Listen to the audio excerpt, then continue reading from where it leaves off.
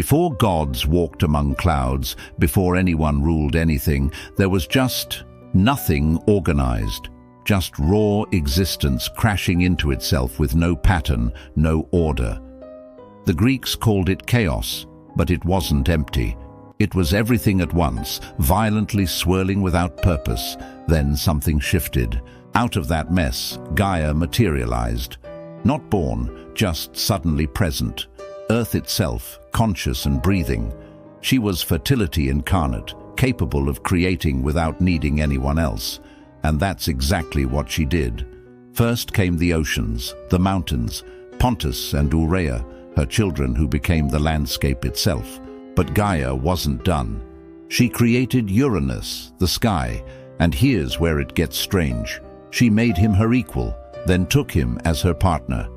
The first couple in existence was mother and son. Their children were nightmares.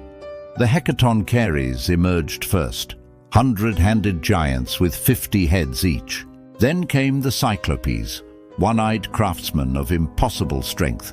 And finally, the Titans, 12 beings who would reshape everything. Uranus looked at his offspring and saw only threats. These weren't children to him. They were future enemies. So he did something unthinkable.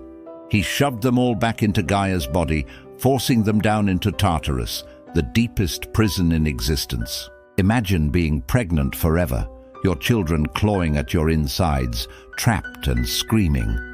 Gaia was in agony. Her own partner had turned her into a living cage. She couldn't take it anymore. She forged a weapon, a diamond sickle, and whispered to her imprisoned children, "Which one of you will free us?" Silence. The Titans were terrified of their father. All except one. Kronos, the youngest, stepped forward. Not out of love for his mother, but ambition. He saw an opportunity. That night, while Uranus slept among the stars, Kronos climbed into the heavens. One swing of that sickle, and he castrated his father in a spray of divine blood. The sky turned crimson. Uranus's scream echoed across creation itself. His severed flesh hit the ocean, and from that divine blood, new gods erupted from the sea foam. Violence had become a creative force. Kronos freed his Titan siblings and claimed the throne. Everyone celebrated him as a hero, the liberator who ended tyranny.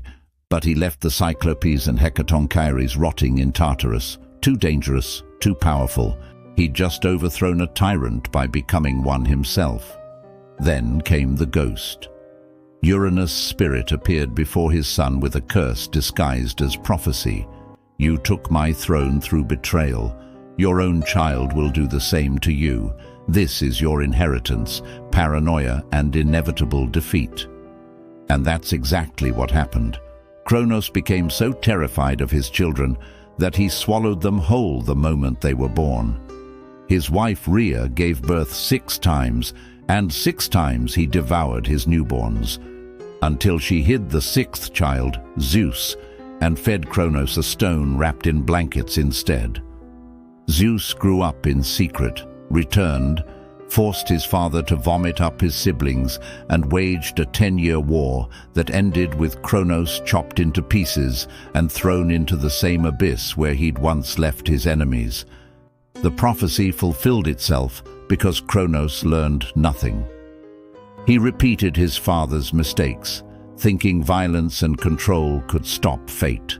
3 generations of gods, each overthrown by their own children, each thinking they'd be different. The Greeks didn't create this story to celebrate heroes. They created it to show that power built on fear and violence always collapses the same way, from within. So if you're intrigued by the darker truths hiding inside ancient myths, subscribe. There's a lot more buried in these old stories than anyone talks about. Until next time.